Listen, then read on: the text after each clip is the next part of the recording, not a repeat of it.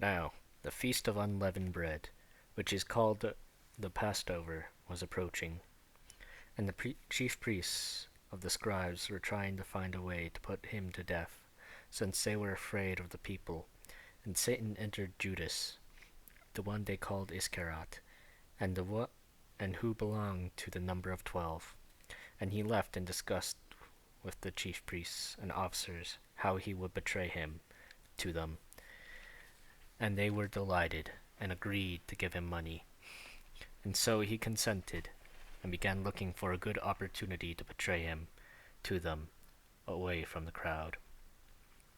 Now the first day of unleavened bread came, in which the Passover lamb was sacrificed.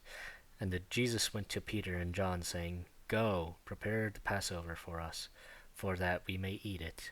They said to him, Where do you want us to prepare it? And he said to them, When you have entered the city, a man carrying a pitcher of water will meet you. Follow him into his house that he enters. And you shall say to the owner of the house, The teacher to you, Where is the guest room in which I may eat Passover with my disciples? And he will show you a large furnished upstairs room. Prepare it there. And they left and found everything just as he had told them, and they prepared for the Passover. When the hour came, he reclined at that table, and the apostles with him. And he said to them, I have eagerly desired to eat this Passover with you before I suffer. For I say to you, I shall not eat again until it is fulfilled in the kingdom of God. And he said, and when he had taken a cup and given thanks, he said, Take this, share it among yourselves. For I say to you, I will not drink the fruit of the vine from now on until the kingdom of God comes. And when he had taken some bread and given thanks, he broke it and gave it to them, saying, This is my body, which is given for you. Do this in remembrance of me. And in the same way he took the cup after he had eaten, saying, This cup, which is poured out for you, is the new covenant in my blood. But behold, the hand that of the one betraying me is with me on this table. For indeed the Son of Man is going to be determined, but woe to the man to whom he is betrayed. And they began to debate amongst themselves, which one of them was it who was going to do this? And a dispute had developed among them as to which of them was regarded as being the greatest.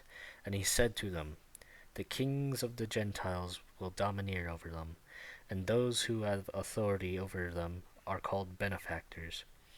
But it is not this way for you. Rather, one who is the greatest among you must become like the youngest, and the leader like the servant. For who is greater, the one who reclines at the table, or the one who serves?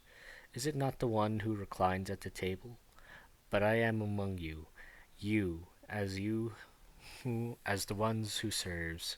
You are the ones who have stood by me in my trials, and just as my kingdom has granted me a kingdom, I grant you, that you may eat and drink at my table in my kingdom, and you will sit at the thrones, judging the 12 tribes of Israel. Simon, Simon, behold, Satan has demanded to you sift you men like wheat, but I have prayed for you, that your faith will not fail, and you, when you have turned back, strengthen your brothers. But he said to him, Lord, I am ready to go with you both to prison and to death. But he said, I tell you, Peter, the rooster will not crow today until you have denied me 3 times that you know me. And he said to them, When I sent you out without money, belt, and bag, and sandals, you did not lack anything, did you? They said, No, nothing. And they said to him, But now whoever has a money belt is to take it along, likewise also a bag. And whoever has no sword is to sell his cloak and buy one. For I tell you, that this which is written must be fulfilled in me. And he who is counted with wrongdoers, for which it refers to me, has its fulfillment. They say, Lord, look, there are two swords. And he said to them, It is enough. And he went out, and he came out and went, as was his habit, to the Mount of Olives, and the disciples also followed him. Now, when he arrived at that place, he said to them, Pray that you do not come into temptation. And he withdrew from them about a stone's throw. He knelt down and began to pray, saying, Father, if you are willing, remove this cup from me, yet not my will, but yours be done. Now an angel from heaven appeared to him, strengthening him. And being in agony, he was praying very fervently, and his sweat became like drops of blood falling down upon the ground. When he rose from prayer, he came to his disciples and found them sleeping in sorrow. And he said to them, Why are you sleeping? Get up, and pray that you do not come into temptation. While he was speaking, behold, a crowd came, and the one they called Judas, one of the 12, was leading the way for them. And he approached Jesus to kiss him. But Jesus said to him, Judas, are you betraying the Son of Man with a kiss? When those who were around him saw what was going to happen, they said, Lord, shall we strike with the sword? And one of them struck the slave of the high priest and cut off his right ear. But Jesus responded and said, Stop, no more of this. And he touched his ear and healed him. And Jesus said to the chief priests and officers of the temple and the elders who have come against him, Have you come out with swords and clubs as you would against a man inciting a revolt? While I was with you daily in the temple, you did not lay hands on me. But at this hour and the power of darkness are yours.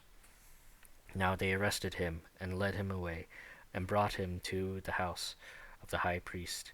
But Peter was following at a distance. After they kindled a fire in the middle of the courtyard and sat down together, Peter was sitting among them, and a slave woman, seeing him as he sat in the firelight and staring at him, said, This man was with him as well.